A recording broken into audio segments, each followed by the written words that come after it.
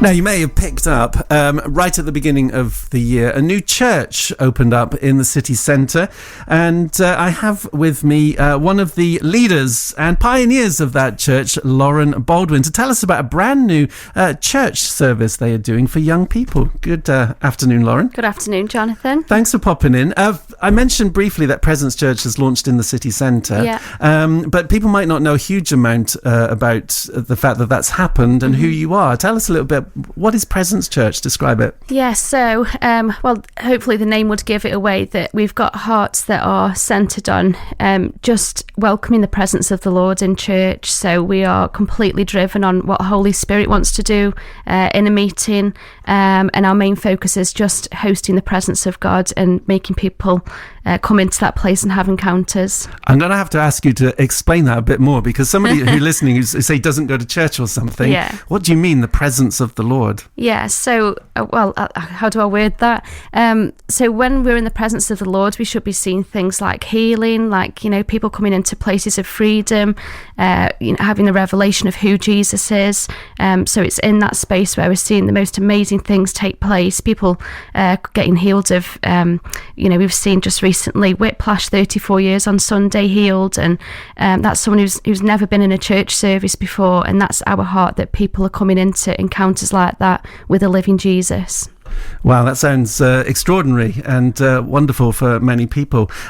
So the church is based, it's kind of on Marsh Street, isn't it? Yes. And that kind of crossroads, the old telephone buildings, the telephone exchange. Yes, or better known with me, Fat Cats. Yes, I used to know it as Fat Cats as well.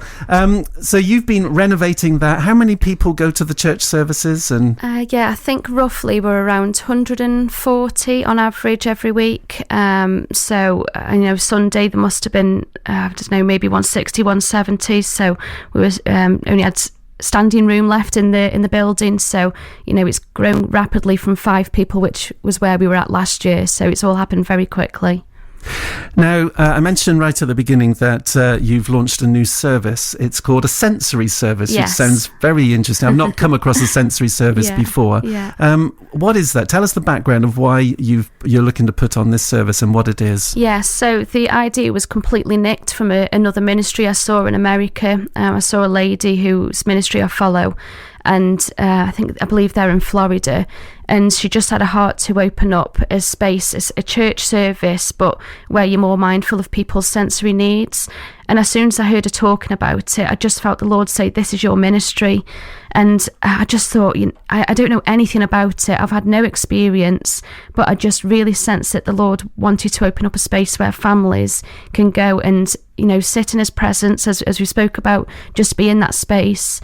And the Lord just really started speaking to me about families who have not been able to access church services for some time because they may have found it difficult with children with additional needs.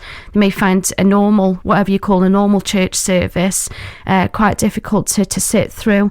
And I just really felt the Lord's heart for families who have not been in fellowship. They haven't had that spiritual support, that network around them. And I believe there's lots of support networks for that community, but I don't know, there may be one, I'm not saying there is, I don't know of one in the city where there's that spiritual network of people and families who have got children with additional needs. So that's our heart for it. So if somebody's listening to this and they think that may be for me, just explain that a little bit more in terms of what kind of conditions or needs do you think this will cater for? Yeah, so my first thought, and I'm learning every day about what this sensory thing would look like, but my first thought was children with autism. That was my first drawing to it. Children who have got autism, who may not be able to sit through a regular service. And then I'm thinking, well, what else does that include? And it could be ADHD, Asperger's, everything else who I might not even learnt about yet. But it's for families who have not been able to sit through a church service for some time, or where they feel like they haven't got a network. They may be based in a church already, which is fantastic, but it's an extra bow in their arrow, if you I've forgot the wording, Jonathan, help me, but just an extra space for them where they can connect with other families and just have extra support there. Tell us what will happen then. So it's a sensory service, so what will that look like, or what will it sound like? Yeah, so there won't be a preach. There won't be an offering talk. There won't be anything you may usually find in a service other than worship. So at Presence Church, we can be quite loud in worship. It definitely won't be that. So our worship will just be one singer. There'll be keys and a violin, and it's just really stripped back worship, very gentle, nothing rowdy. And we will shift chairs out of the way. So we're going to have nice big fluffy rugs around different areas of the room. There'll be a space where we've got sensory toys, which we've already got. There'll be pop-up tents with cushions in where kids can go and take some time away in a tent if they want to. They can walk around the room. There won't be any pressure for them to have to sit and endure anything. We'll have the cafe open upstairs if the cafe space is more suitable. So it's as we do with anything at Presence, we're learning on the job. So we'll see how it lands on the Saturday and how we do the next one. I'm guessing some people who have children who might fall into the bracket of this. What have they said in terms of the opportunity of having a service like that? Yeah, so we've got a fantastic family with us at the minute whose son is autistic, and he comes into kids' church. We adapt to his needs as best we can because, as we say, we're learning as we're doing it. And he's such a fantastic kid, and he loves worship. And so I've been liaising with his mum in terms of what does this need to look like, because he might be a rare case where he doesn't mind sitting through all the loudness and everything we normally do. But even things like smells and what the building smells like and the lighting, and it's things that as a normal church service we just wouldn't even have the grid to think about. We set up the church and just expect everyone can come in and experience it in the way that we do, but that's not the case. So we're connecting with people at the minute. We've also got a great lady with us at the minute who's got a ministry called InReach going into prisons. She takes sensory boxes into prisons for people with sensory needs. So she's been supporting this ministry as well. So we've got a good network around us, but we're definitely picking up stuff as we go along still.